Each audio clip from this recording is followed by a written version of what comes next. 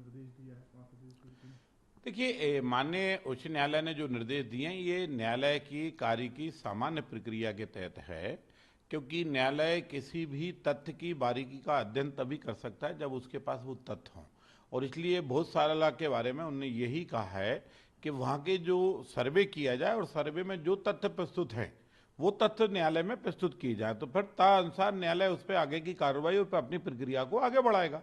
और जो ये प्रक्रिया अपनाई जा रही है, हम इसका स्वागत करते हैं, इसमें हमें भी कोई आपत्ति नहीं है, क्योंकि दावा हमारा भी मजबूत है, हम लोग भी दावा उस पर करते हैं कि भोजशाला राजा भोज के द्वारा माँ सरस्वती का मंदिर है। लेकिन फिर भी चूंकि अब न्यायालय में ये मामला चला गया है, तो न्यायालय, हम उम्मीद करते हैं कि तथ्य और सर्वे के आधार पर सारा निर्णय हो। हमारी ओर से स्वागत। तो अगर सर्वे को आप सही मानते हैं, मतलब सही फैसला है? नहीं, ये तो न्याय प्रक्रिया का सहज फैसला है ही ना। बिना सर्वे के कोई निर्णय नहीं होता, बिना तथ्य और प्रमाण के कोई भी न्यायालय किसी के पक्ष में निर्णय नहीं देता। अगर ज्ञान व्यापी में भी कोई निर्णय हुआ है तो केवल हमारे चिल्लाने से या बोलने भर से थोड़ी निर्णय हुआ है। वहां जो प्रमाण थे, वहां पर जो उपस्थित शिवलिंग थे, स्मृति चिन्ह थे, उन प्रमाणों के आधार पर निर्णय दिया है। बिना प्रमाण के न्यायालय कोई निर्णय नहीं देता। इसमें हमें भी भरोसा करना चाहिए और सबको भरोसा करना चाहिए। और हम न्यायालय प्रक्रिया को कभी चैलेंज नहीं देते, हम भरोसा करते।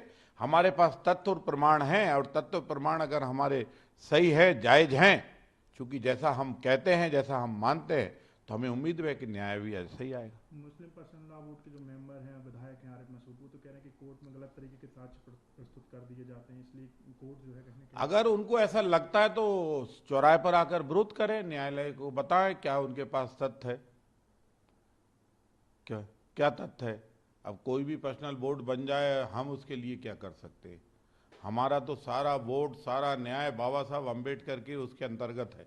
अम्बेडकर के जो संविधान में है उसके प्रति हम बारंबार प्रणाम करते और 100% भरोसा करते। जो भी अयोध्या के राम मंदिर के मामले में भी वही हुआ, हम ज्ञान व्यापी में भी वही हुआ।